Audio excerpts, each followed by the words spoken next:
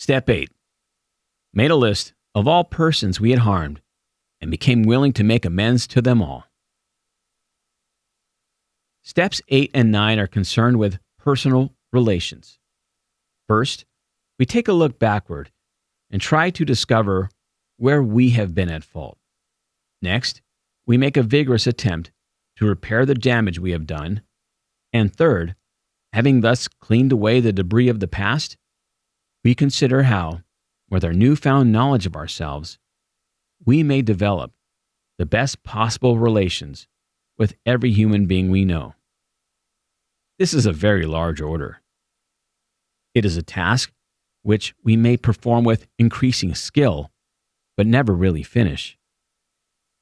Learning how to live in the greatest peace, partnership, and brotherhood with all men and women, of whatever description, is a moving and fascinating adventure.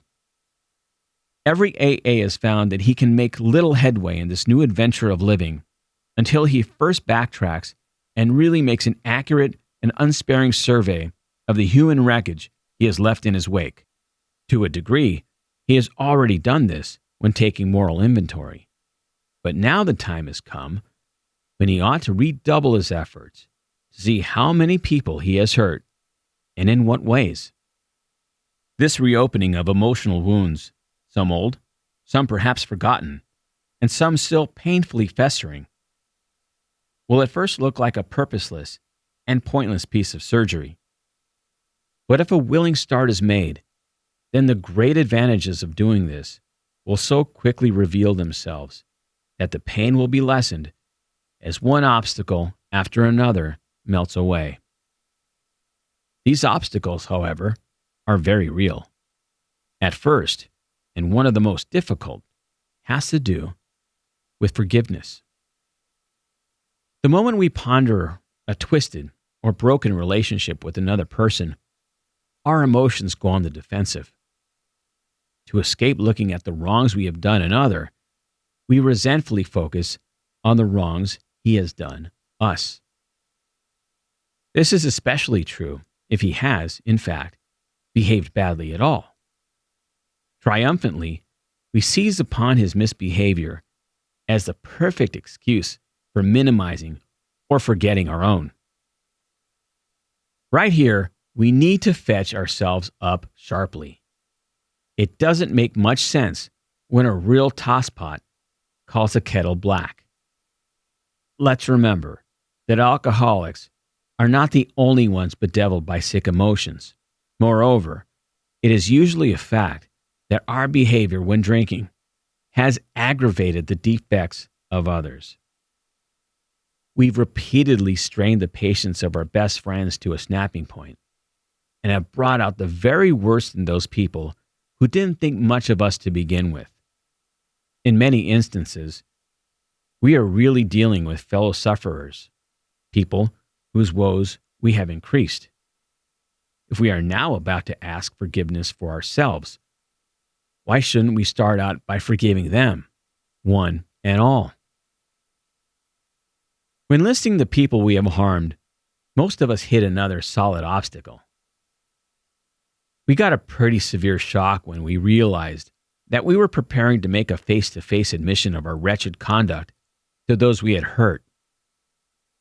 It had been embarrassing enough when in confidence we had admitted these things to God, to ourselves, and to another human being. But the prospect of actually visiting or even writing the people concerned now overwhelmed us, especially when we remembered in what poor favor we stood with most of them. There were cases, too, where we had damaged others who were still happily unaware of being hurt. Why, we cried, shouldn't bygones be bygones? Why do we have to think of these people at all? These are some of the ways in which fear conspired with pride to hinder our making a list of all the people we had harmed. Some of us, though, tripped over a very different snag. We clung to the claim that when drinking, we never hurt anybody but ourselves. Our families didn't suffer because we always paid the bills and seldom drank at home. Our business associates didn't suffer because we were usually on the job. Our reputations hadn't suffered because we were certain few knew of our drinking. Those who did would sometimes assure us that, after all, a lively bender was only a good man's fault. What real harm, therefore, had we done? No more, surely, than we could easily mend with a few casual apologies. This attitude, of course, is the end result of purposeful forgetting. It is an attitude which can only be changed by a deep and honest search of our motives and actions. Though in some cases, we cannot make restitution at all, and in some cases, action ought to be deferred, we should nevertheless make an accurate and really exhaustive survey of our past life as it has affected other people. In many instances, we shall find that though the harm done others has not been great, the emotional harm we have done ourselves has. Very deep, sometimes quite forgotten, damaging emotional conflicts persist below the level of consciousness. At the time of these occurrences, they may actually have given our emotions violent twists, which have since discolored our personalities and altered our lives for the worse. While the purpose of making restitution to others is paramount, it is equally necessary that we extricate from an examination of our personal relations every bit of information about ourselves and our fundamental difficulties that we can.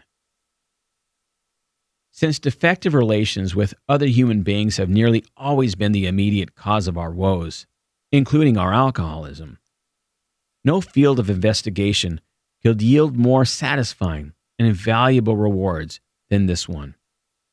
Calm, thoughtful reflection upon personal relations can deepen our insight.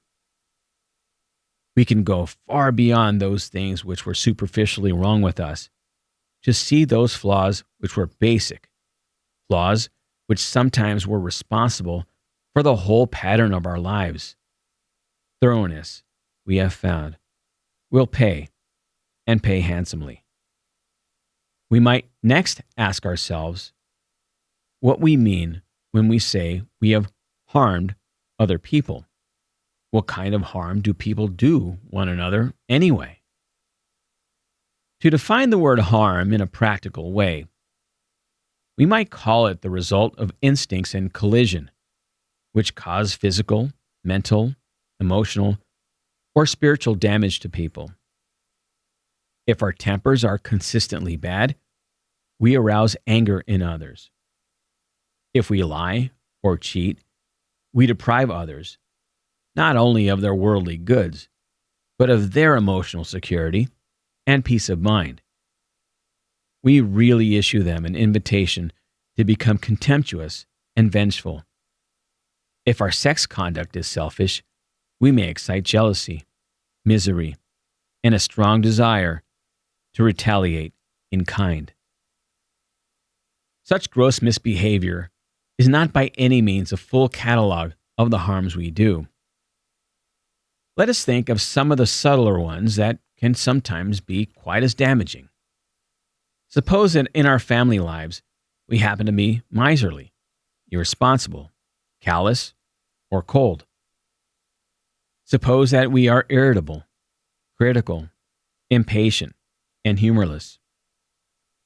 Suppose we lavish attention upon one member of the family and neglect the others. What happens when we try to dominate the whole family, either by a rule of iron or by a constant outpouring of minute directions just for how their life should be lived from hour to hour? What happens when we wallow in depression, self-pity oozing from every pore, and inflict that upon those about us? Such a roster of harms done others, the kind that make daily living with us as practicing alcoholics difficult and often unbearable, could be extended almost indefinitely. When we take such personality traits as these into shop, office, and the society of our fellows, they can do damage almost as extensive as that we have caused at home. Having carefully surveyed this whole area of human relations and carefully decided exactly what personality traits in us injured and disturbed others, we can now commence to ransack memory for the people to whom we have given offense. To put a finger on the nearby and the most deeply damaged ones shouldn't be hard to do.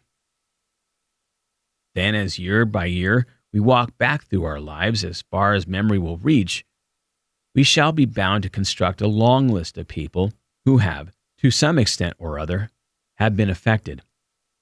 We should, of course, ponder and weigh each instance carefully. We shall want to hold ourselves to the course of admitting the things we have done. Meanwhile, forgiving the wrongs done us, real or fancied. We should avoid extreme judgments, both of ourselves and of others involved. We must not exaggerate our defects or theirs. A quiet, objective view will be our steadfast aim.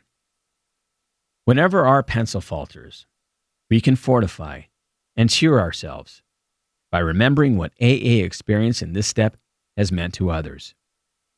It is the beginning of the end of isolation from our fellows and from God.